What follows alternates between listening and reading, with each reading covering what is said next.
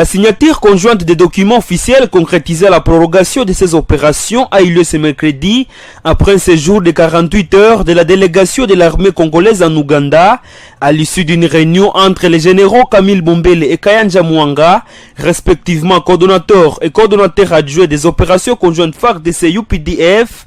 Les forces armées des deux pays ont décidé de proroger pour 2 mois ces opérations de sa 3e phase afin de mettre fin à l'activisme des ADF, les groupes armés auxquels sont attribués les massacres des civils depuis plusieurs années. Général-major Camille Bombele est coordonnateur des opérations conjointes FARDC UPDF. Ce sont des opérations qui ont commencé sur les instructions de nos 2 chefs d'État. Nous sommes en pleine action, nous avons commencé sur leurs instructions. La première phase, la 2e phase, et voilà, nous attaquons la 3e phase que nous voulons décisive. C'est pourquoi ils nous ont attribué tout ce que nous avons besoin pour que nous puissions passer cette 3e phase à bon escient. Cette prorogation met fin au doute né des sorties médiatiques du commandant de l'armée des terres d'Ouganda, Kainerugaba Muhoozi, ayant annoncé le 17 mai le retrait de leurs troupes à RDC. Cette 3e phase des opérations pourra concerner l'axe Rwenzori selon les sources militaires, où des attaques meurtrières se sont intensifiées ces derniers jours. Cette prorogation est saluée par la population de cette zone qui espère à la fin de l'activisme des ADF.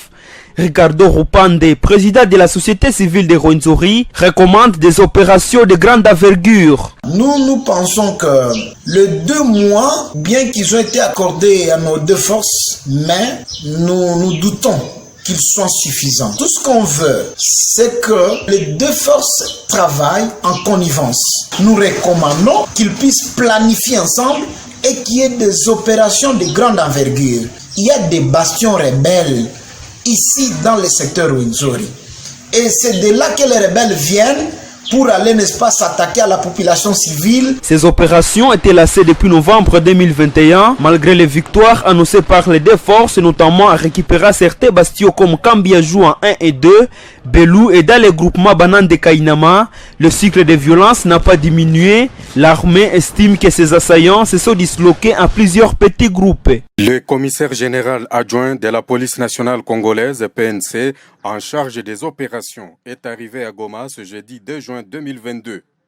Le commissaire divisionnaire Patience Mouché Diave indique que sa présence consiste à soutenir les Nord-Kivusiens dans leur résistance contre les ennemis de notre République.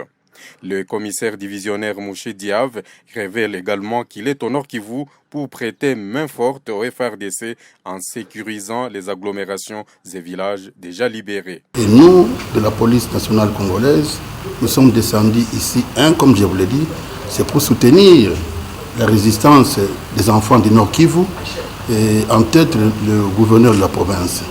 2, nous sommes venus rappeler les missions de la police, surtout pendant cette période difficile que nous sommes en train de traverser, c'est-à-dire quoi? Sécuriser à 100% la population du Nord Kivu, à travers les patrouilles, les bouclages. 2, prêter main forte aux forces armées de la République démocratique du Congo qui sont au front. Comment prêter main forte? C'est-à-dire en sécurisant les agglomérations libérées par les FARDC. Voilà un des exemples que je viens de recevoir déjà sur le terrain, que notre police n'a pas hésité. Elle est déjà présente à Kibumba, en train de prêter main forte aux forces armées. Aussitôt arrivé, le numéro 2 de la PNC est allé présenter ses civilités au gouverneur militaire Constant Dima, avec qui il a longuement échangé au sujet de la situation sécuritaire qui prévaut ici en province.